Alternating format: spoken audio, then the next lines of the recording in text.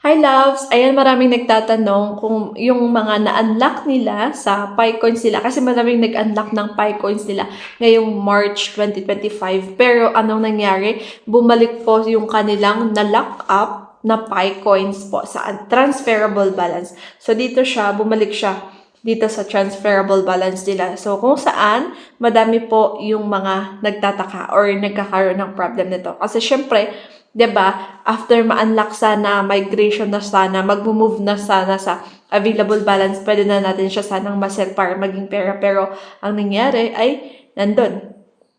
Bumalik sa transferable balance. So ngayon, ang gusto ni Pi Network, punta tayo sa Telegram ng Pi Network. Meron siyang 3.4 million subscribers yung Telegram nila sa Pi.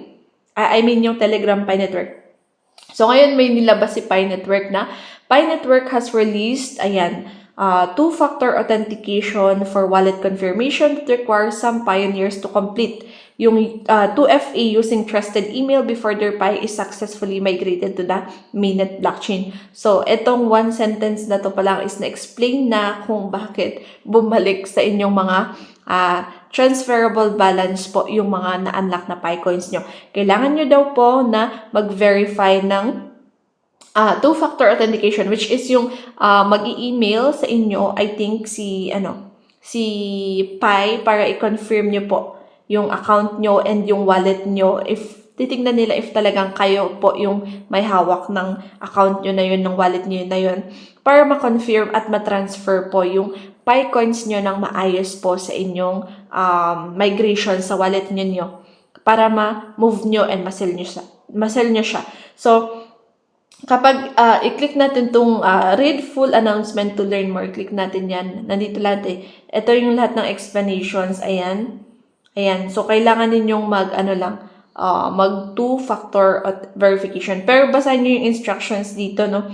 So, ito, nakikita akong maraming nagsasend ng ganito sa GC. Confirm your migration. Confirm you have passphrase to your wallet below. So, i-confirm nyo kung tama ba yung wallet or change wallet before ma-send yung PiCoins nyo dun sa migration. Bago siya mag-migrate, mga loves. Ayan. So, March 14, may mag-i-email si Pi sa inyo. Ito lang po yung kanyang i-email, mga loves. Ayan. So, i-check nyo ng maayos kasi syempre talamak na naman po yung mag-i-email sa inyo ng scam at hackers. So, tignan nyo mismo ng maayos yung email. Ayan, Pi Network magpapalabas dyan, tas no reply at pi.email. Dapat dyan galing po yung magiging email sa inyo. Tapos, this email has been sent to confirm migration up, blah, blah, blah. Ika-confirm nyo lang po siya, okay? So, i-check nyo ng maayos po before confirmation. Kasi baka mamaya scam or hacker yung mga naklik nyo na link dyan, okay? Kasi magagaling na po ang hacker ngayon. Magaling po sila. Okay. So, ayan, we need to complete above 2FA requirement. Otherwise, their Pi will be securely returned to their mining app. So, dapat pala after ma-unlock, no, dapat nag-confirm na kayo na ganito, 2FA authentication. So, pag hindi, babalik siya sa transferable balance din nyo. So, yun. Due to blockchain transaction, immutable, yan. Ang daming mga, di ba, ang daming talamak na scam na nangyayari. Basahin nyo to guys, kasi ang haba-haba. Tapos, ano pa ba yung mga pinaglalagay dito? Wala naman na. Basahin nyo.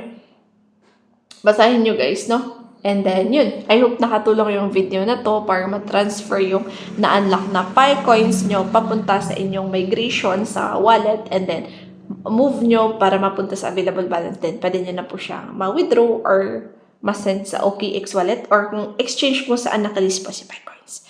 Okay? So, yun lang. Very short yung video natin. Thank you so much for watching.